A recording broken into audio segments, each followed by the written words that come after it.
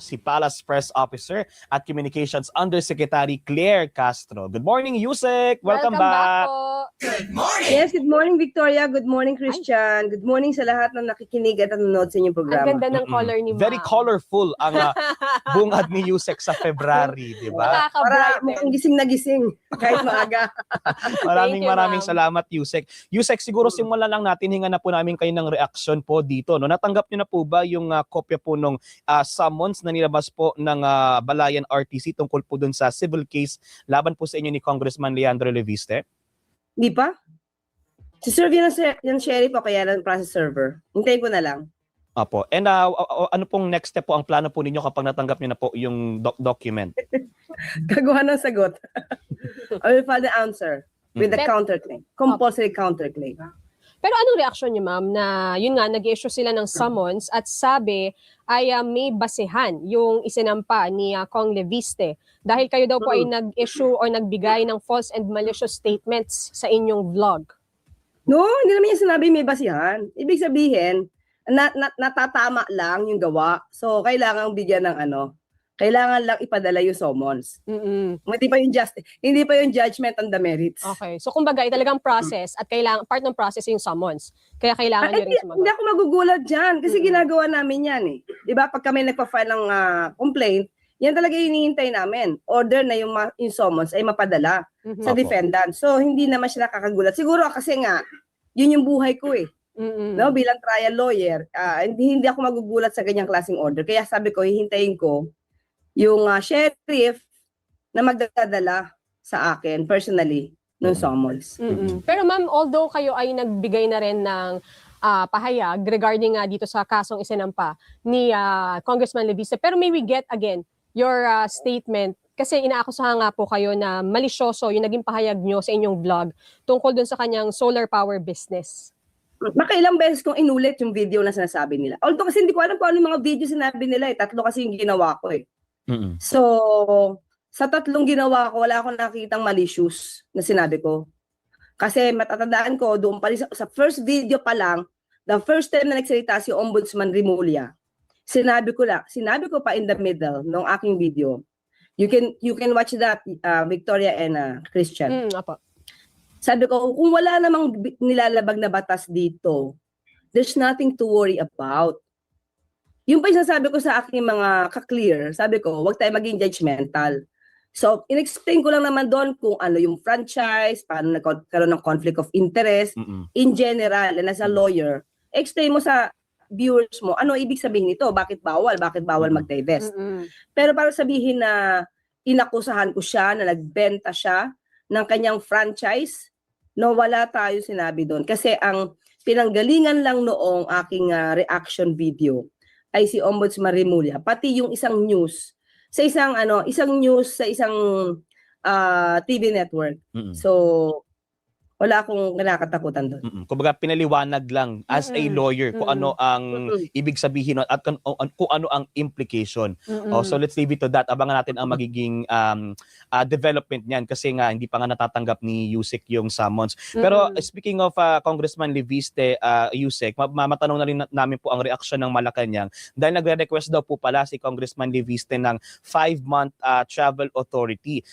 Siyempre si Congressman Leviste medyo naging key personality na rin po siya dito sa issue ng flood control dahil ang dami po niya mga nilabas na mga statements at even mga documents.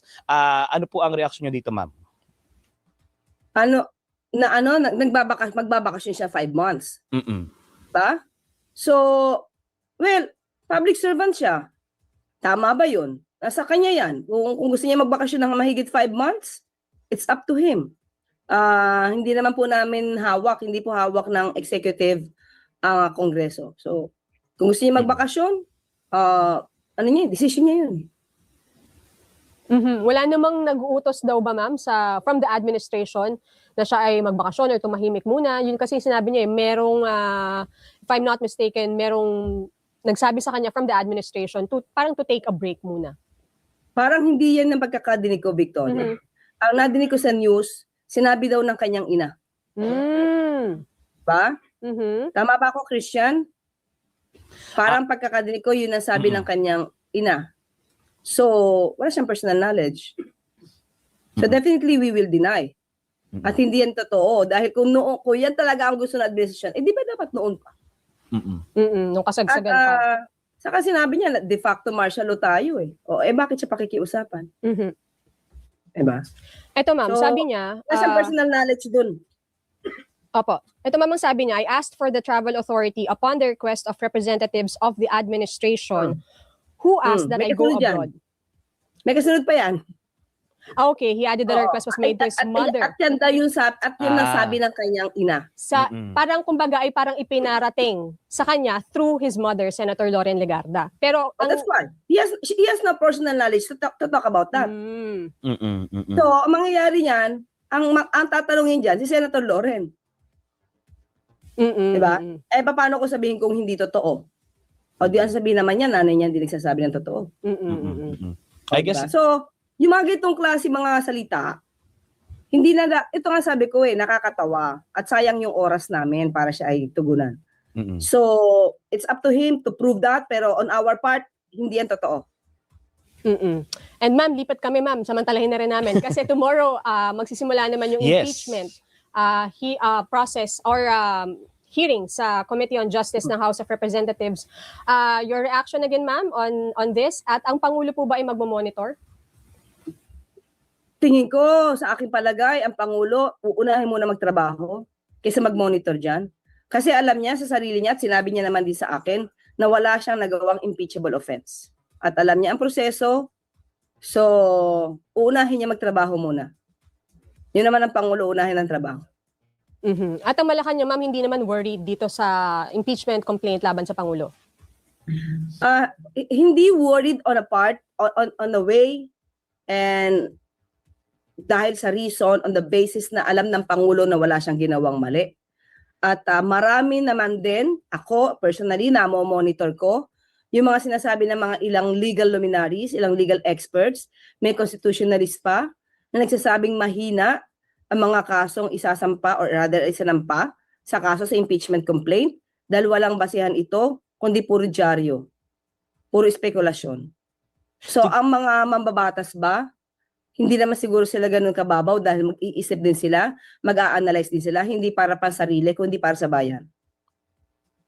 Pero ma'am, how will the palace also make sure sa publiko na although syempre separate na branch naman ang legislative sa executive, pero dahil marami rin naman pong kaalyado ang presidente sa lower house, ay hindi naman mababahiran po ng influence ng palasyo o ng Pangulo yung magiging impeachment proceedings po laban sa kanya?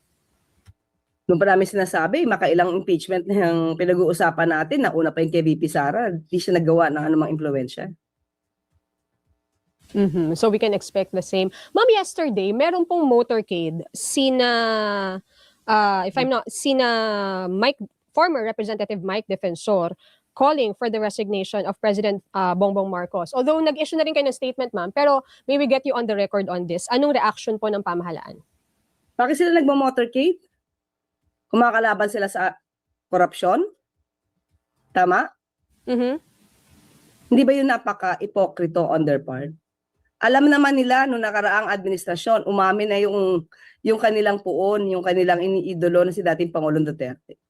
Na siya ay corrupt at siya ay nagnakaw. May nadinig ba tayo sa kanya? May nadinig ba tayo dito sa mga umiidolo kay dating Pangulong Duterte? Hindi ba parang naging enabler pa sila sa issue ng korupsyon? Nandiyan yung issue ng korupsyon about formally. Nadinig mo ba sila? So ngayon sila lalaban sa korupsyon na ang Pangulo ang nanguna para maimbestigahan tong flood control projects na maanomalya. Nung binanggit ni dating Pangulong Duterte na maraming ghost projects sa kanila, year 2020 pa, sumigaw ba sila? Nagrally ba sila? So, sasabihin nilang kumakalaban sila sa anomalya at sa korupsyon. Huwag silang sumausaw ng ganyan. Dapat nung pa sila sumigaw. 2016 to 2022, dapat nag-iingay na sila. Pero tumahimik sila. Hindi ba?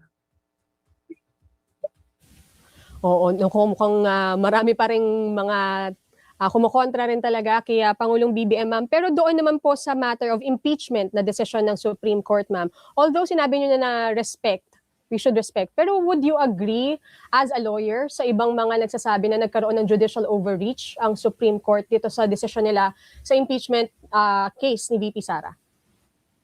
As a lawyer, not as a Paras Press Officer. Yes, to. ma'am. Oo. Una-una, syempre, respetuhin natin ang decision ng Supreme Court. Ako, as a trial lawyer, syempre may mga cases, hindi lang ito.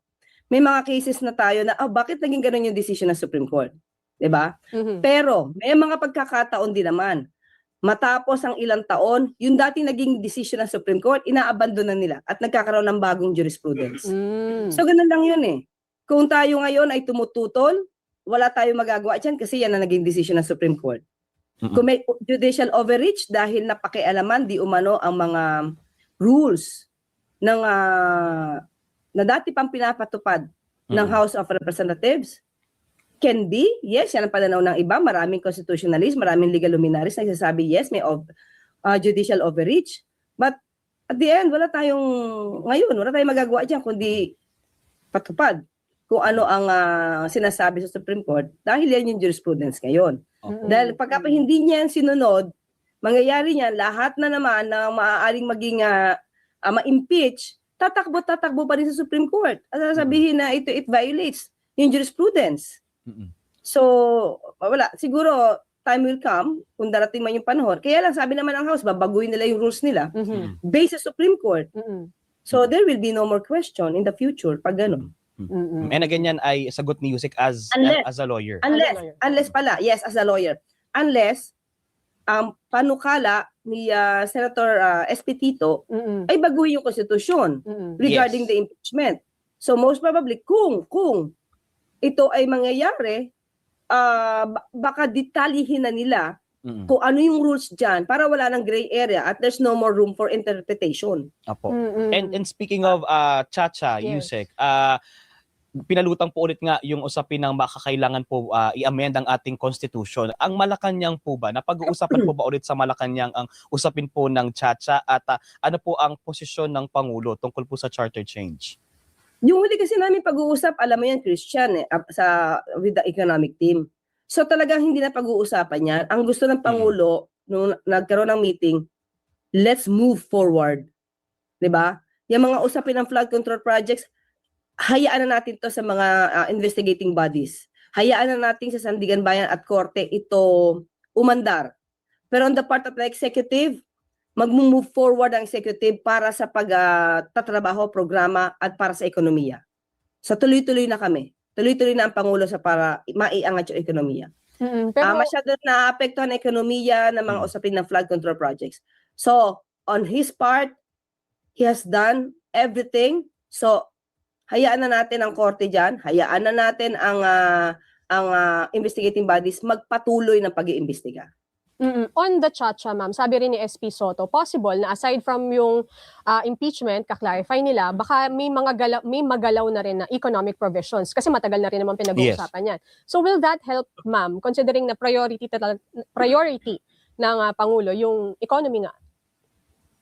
Nung una, nakita ko naman nung unang taon ng Pangulo, hindi siya pabor sa Chacha. Hindi siya pabor dyan. Dahil sabi niya may paraan para maayos ang ekonomiya without amending the Constitution. So yun yung una niyang pananaw. After a year, malamang may nagsabi sa kanya na kailangan for the economic provisions na ma-change. So sabi niya, okay, when it comes to economic provisions, pwede. Pero other than that, wala.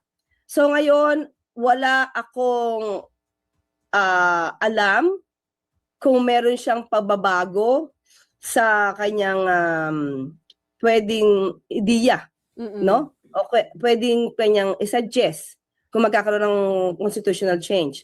Pero wala kasi na pag-usapan. So ngayon wala talaga na pag-usapan. Okay. At ma'am, panghuli na lang sa akin. On the issue naman of Zaldico, ma'am, kasi Malacanang is in coordination also with DILG. Yes. At si DILG Secretary John Vic Remulla, sabi niya last week nalilipad siya in light of yung paglabas ng document from the Supreme Court na nagsasabing nagpakita si Zaldico sa Sweden. May any update ba kayo, ma'am, sa DILG on the whereabouts of former Congressman Ko? Wala pa. Nung Friday, itinatanong ko din, nahihingi ako ng update, pero kung ano lang yung huling sinabi ni Secretary John Vic, doon lang muna tayo magre-rely. But still, patuloy pa rin naman po ang DILG at ang iba nating law enforcement agencies para po mapauwi si Saldico dito sa bansa. Apo, and sa akin ma'am, last na lang po, higit 1 week na Kahit rin hindi po. pala, so okay lang, wala pang itak lang. Nakahigit isa. Ituloy natin. Ma'am, I think si Sir Danny Buenafe gustong ituloy yan sa susunod na programa. Pero ma'am, nakahigit. The problem with Sir Danny, 10:30 kasi siya ng umaga, di ba? Opo, pag weekdays. Opo. Pero Alam pag mo naman, after namin, Christian. ma'am, si Sir Danny na. Nakaabang din. Pero ma'am, kasi more than 1 week na nakapagpahinga ang Pangulo nung siya po ay na-diagnose ng diverticulitis.